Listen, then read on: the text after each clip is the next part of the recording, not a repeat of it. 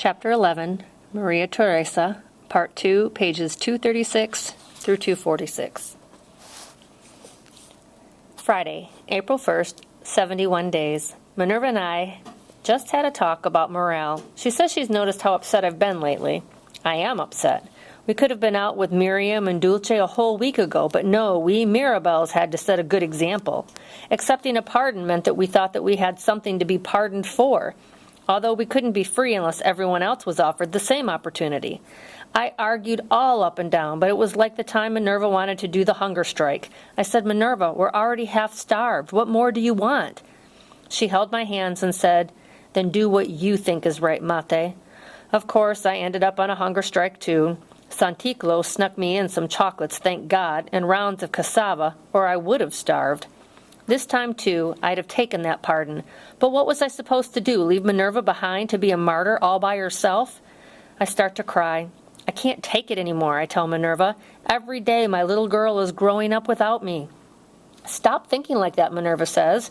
Then she tries all over again to lead me through this exercise where I concentrate on nice thoughts so as not to get desperate. I have to stop and hide this. They're coming in for some sort of check. Saturday, April 2nd, 72 days. There was a row here yesterday, and as a consequence, there has been extra guards patrolling the hall outside our cell, so I didn't dare write until tonight. Minerva is back in solitary, this time for 3 weeks. When they came in to remove our crucifixes, we sort of expected it because of what's been going on. The officials call it the crucifix plot.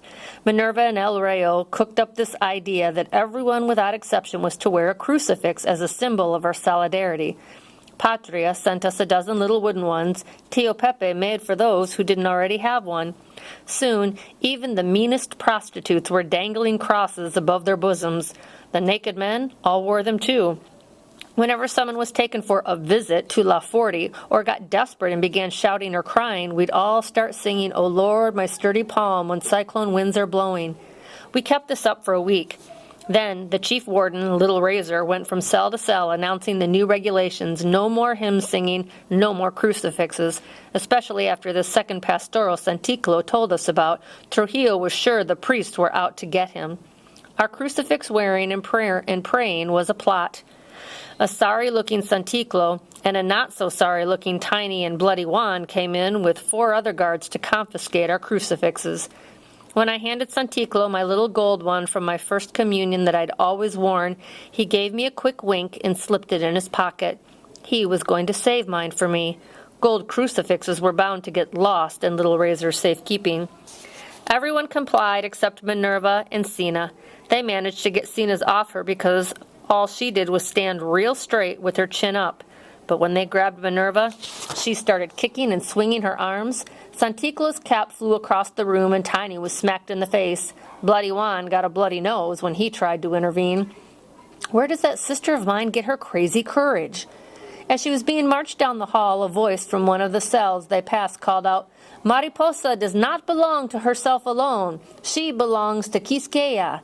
Then everyone was beating on the bars, calling out, "Viva la Mariposa!" Tears came to my eyes.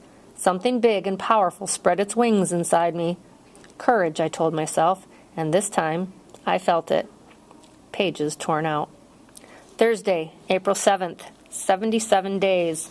Today, at long last, I got to see Mama and Patria and Pedrito at a distance. Jaimito and Dede didn't come up because they were only allowed one visitor, but Santiclo let Patria sit at my table after prisoner number 49 was taken back. That's what Pedrito's called.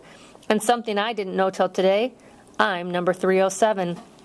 Mama was so upset about Minerva being in solitary, I decided not to bring up the way that I'd been feeling and worry her even more. Besides, I didn't want to take up time that I could be hearing about my precious.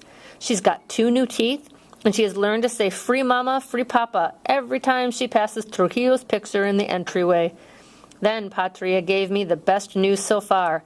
Nelson is free. He was offered and accepted a pardon.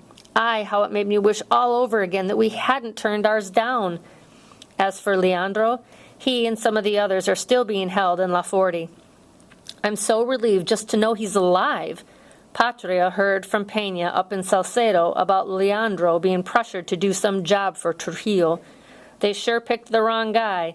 My gentle Palomino has the iron will of a stallion. Mama said she's going to bring Jacqueline next week. Not inside for a visit, of course. It's not allowed, but Jaimito can park on the road, and I can take a peek out my window. How can Mama tell our window looks out from the road? I asked her. Mama laughed. There's a certain black flag flown from a certain window. How ingenious of Mama. I always wondered why she sent me my good towel. Friday, April 8th, 78 days. Magdalena and I had a long talk about real connection between people. Is it our religion, the color of our skin, the money in our pockets? We were discussing away, and all of a sudden the girls started congregating one by one, including the two new ones who have replaced Miriam and Dulce, everybody contributing their ideas. And it wasn't just the usual.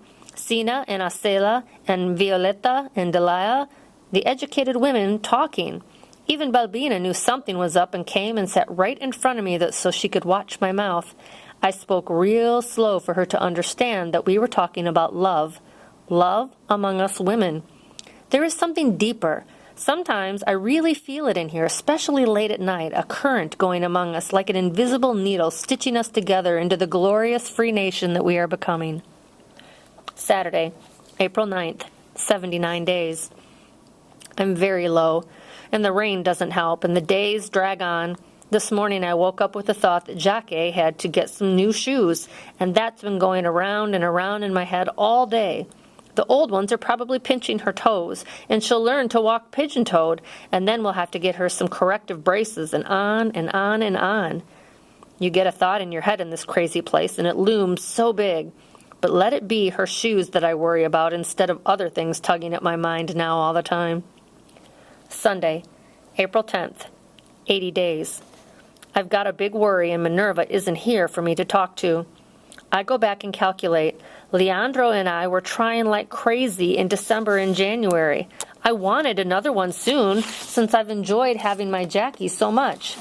Also, I admit, I wanted to excuse to stay home. Like Dede, I just didn't have the nerves for revolution, but unlike her, I didn't have the excuses of a bossy husband. Not that my Leandro wouldn't have preferred for me to just be a wife and his little girl's mother. More than once he said one revolutionary in the family was enough. I missed January, then February, and now most definitely March.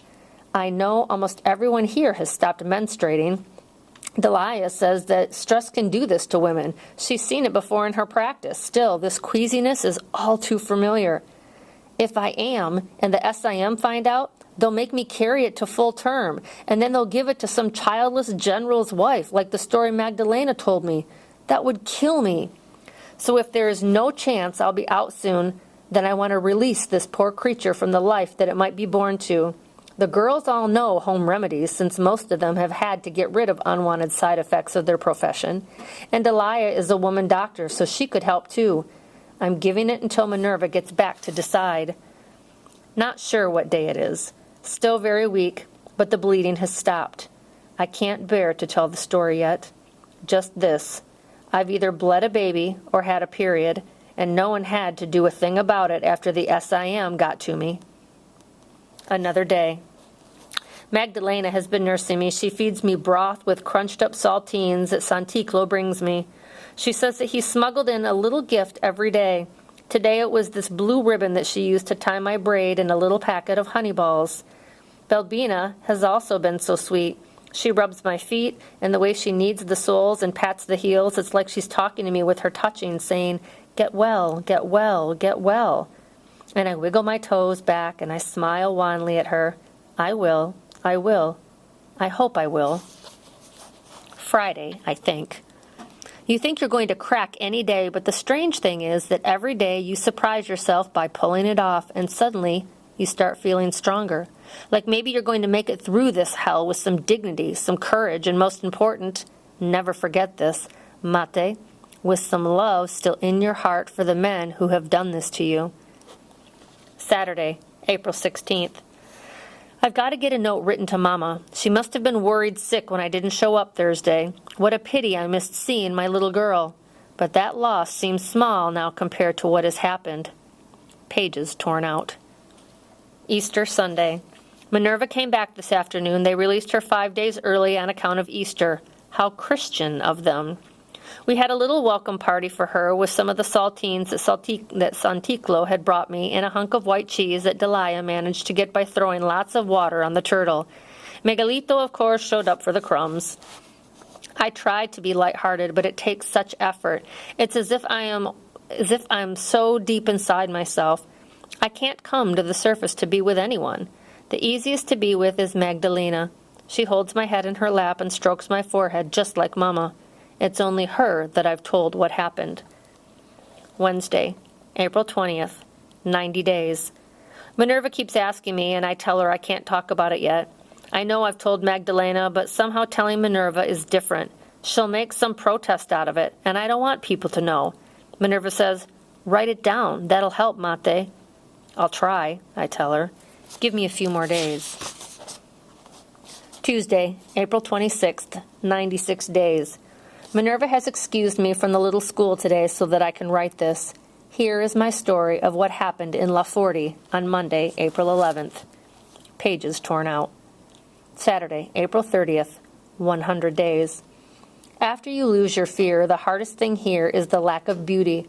There's no music to listen to, no good smells, ever. Nothing pretty to look at.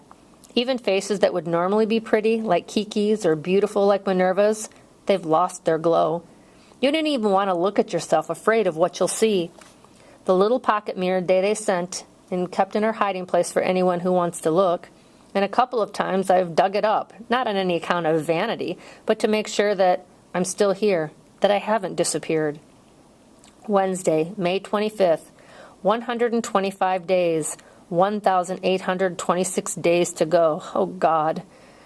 I have not been able to write for a while. My heart just hasn't been in it. Monday, Minerva and I got arraigned. It was my first time out of here since the other Monday in April that I don't want to remember, and Minerva's first since we got here in February. The guards told us to put on our street clothes so that we knew right off we weren't going to La Forti. I rubbed rose water in my hair and braided it with Santiclo's ribbon and humming the whole while the little boat song my Jacque loves to clap to. I was so sure we were going to be released. Minerva wagged her finger at me and reminded me of the new cardinal rule she added to her other three. Stay hopeful, but do not expect anything. And she was right, too. We were driven down to the courthouse for our joke of a trial. No one was there to represent us, and we couldn't talk or defend ourselves either. The judge told Minerva if she tried one more time, she would be in contempt and the sentence and fine would be increased. 5 years and a fine of 5,000 pesos for each of us. Minerva just threw her head back and laughed. And of course, I bowed mine and cried. Pages torn out. Wednesday, June 15th. I've decided to stop counting. It's just too depressing. My journal has stayed in our hiding place, everyone helping themselves to clean pages when they need paper. I haven't minded. Not much has mattered for days on end. Minerva says I'm understandably depressed. The sentence on top of what I went through, she read what I'd wrote, and she wants me to tell the OAS when and if they ever come about what happened at La Forti, but I'm not sure I can do that. You have nothing to be ashamed of, Minerva says, all fierce. She is doing my face in sculpture, and I'm supposed to sit still. Yes, the authorities are now encouraging us to start hobbies. Again, the OAS on their backs. Minerva has taken up sculpture. In prison, of all places. She had Mama bring her some plaster and tools, and after each session, Santiclo is supposed to collect them, but he's pretty lenient with us. So, we now have a couple of little scalpels in our hiding place, along with our other contraband, the knife, the sewing scissors, the pocket mirror, 4 nails, and the file, and of course, this diario. What is this arsenal for? I asked Minerva. What are we going to do with it? Sometimes I think revolution has become something like a habit for Minerva. Friday, June 24th. Hot as hell in here. We now have 2 new women guards. Minerva thinks they've been assigned to us to impress the OAS with the prison system's delicacy towards women prisoners. Delicacy? These women are as tough or tougher than the men, especially the fat one, Valentina. She's nice enough to us politicals, but a real witch to others, seeing as the OAS won't be investigating their treatment. The non-political girls have such wonderful foul mouths, and here's the little chant when Valentina is out of earshot. Valentina, la Gardona, stupid bloody fool, went to suck milk from a cow, but got under the bull. The guards are all worried about the rumored coming of the OAS. We've heard that if Political complains, the guards in charge of that cell will be in very hot water indeed, maybe even shot. El Jefe cannot afford any more international trouble right now. During our little school, Minerva warns us not to be swayed by these rumored or manipulated by fine treatment. We must let the committee know that the real situation or this hell will go on. She gives me a pointed look as she says this. Monday, June 27th, mid-afternoon. I've told myself, Mate, don't pay them any attention. But with so few distractions in this place, what else am I supposed to think of? There's quite a gossip underground in this place. It relies mostly on our knocking system, but notes are also passed, and brief exchanges sometimes take place in this visitors' hall on Thursdays. News travels, and it really has hurt to hear the ugly rumor going around. My Leandro, along with Valera, Fafa, Faxas, Manzano, and Marcarula, is being accused of being a traitor. Minerva says, Mate, don't listen to the evil tongues. But sometimes she gets so angry herself at what comes through the wall that she says that she is going to tell the whole world what happened to me, what persuasion was used on poor Leandro. Oh, please, Minerva, I plead, please. The movement is falling apart with all this mistrust and gossip. Manolo was so worried. He has taped out a communique that has come all the way down the line. The comrades had his permission to work on that book. There is nothing in it but information that SIM had already collected after months of torture. Manolo admits, even in he talked, giving names of those who were already caught or had escaped abroad. Compañeros y compañeras, we must not fall prey to petty divisions, but concentrate on our next point of attack. The OAS members, when they come, and if sanctions are imposed, the goat will fall. We are suffering a setback, but we have not been beaten. Death or liberty. But the terrible rumors continue. Tuesday morning, June 28th. A bad night.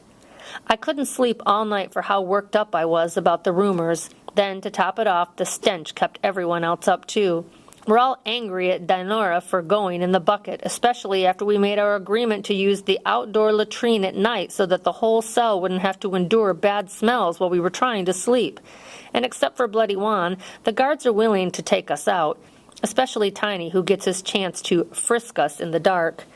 It certainly comes out, living in such close quarters with people, which ones are only looking for themselves and which ones are thinking about the whole group. Dinora is a perfect example of the selfish kind. She steals into our food locker. She swipes our underwear from the central rod when we aren't looking, and she has been known to report us for wall tapping with cell number 60. At first, Minerva made excuses about how Dinora learned the bad civic habits from a corrupt system. But ever since Dinora turned in Minerva's treasured packet of little notes from Enola, my open-minded sister has become quite guarded around this so-called victim. I know I've been reluctant to share certain things, but I always reflect the moment and end up giving most of my things away. I always checked with everyone to see if no one else wants the lamp or a certain night, and I never hog my turn at the window for fresh air or drying laundry. If we made up the perfect country Minerva keeps planning, I would fit in perfectly. The only problem for me would be if its self-serving ones were allowed in. Then I believe I'd turn into one of them in self-defense. Thursday night, June 30th. Heat unbearable. Santiclo brought us some paper fans. We found a great new hiding place. My hair. This is how it happened. Patria slipped me a clipping today, and I knew I'd be checked like we always are going in and out of the visitors' hall. It's a pretty serious offense if you're caught with contraband. You might lose visiting privileges for as long as a month or even put in solitary. I tried slipping it back to her, but Bloody Juan was our patrol, and his hawk eyes weren't going to miss twice. I was getting more and more anxious as the time was almost up. The newspaper clipping was burning a hole in my lap, and Minerva made a hand sign that we learned from Balbina that means, give it to me. But I was not going to let her be caught and take the blame. Then I felt the heaviness of my braid down my back, and I got the idea. I'm always fooling with my hair, plaiting it, unplaiting it, a nervous habit of mine that's gotten worse here. So I folded that piece of paper really small, and pretending that I was neatening up my braid, I wound it into my hair, and that's how the whole prison found out about the assassination attempt. Betancourt accusations unfounded. Ciudad Trujillo, RD spokesman Manuel de Moya expressed his outrage at the vicious and unfounded accusations of President Romulo Betancourt of Venezuela. Betancourt has accused the Dominican government of being involved in the attempt on his life that occurred in the capital city of Caracas, June 24th. The president was injured when a parked car exploded as his own limousine paraded by. Speaking from his hospital bed, Betancourt announced that he has again filed charges with the Organization of American States. When asked why a small peace-loving island would strike out against him, President Betancourt confabulated a plot against his life by the Dominican government. Ever since I brought charges of his human rights abuses before the OAS, Trujillo has been after me. De Moya regretted these insults to the virgin dignity of our benefactor and expressed the openness of our government to any and all investigations from member nations who wish to ascertain the falsity of these malicious charges. The OAS has accepted the invitation, and a 5-member committee is due here by the end of July. Friday night, July 1. No one can sleep, and not just because of the heat. The mood here has changed overnight. Our divided movement is pulling together, gossip and grievances cast aside. The walls have been nothing but knocking all day long. The latest news that I had smuggled in. Trujillo is in hot water now, and he knows it. He has to put on a good show when the OAS comes. There are all kinds of rumors that we are all to be pardoned. Everyone is so hopeful, except, of course, Laguardias. When the gringos come, Santiclo asks us this evening, "You girls aren't going to complain about me now, are you?" "Yes, Santiclo," Delia teases him. "We're going to say you had a soft heart for certain prisoners, that you didn't treat us all equally, and I never got mints or ribbons for my hair." Santiclo looks a little frightened, so I say, "She's just teasing you, Santiclo. You've been a real friend." I say that to be polite, but then I get to thinking about it, and it is true. That's why we nicknamed him Santiclo, after a big, jolly American saint who brings gifts even to those who don't believe in Jesus or the Three Kings.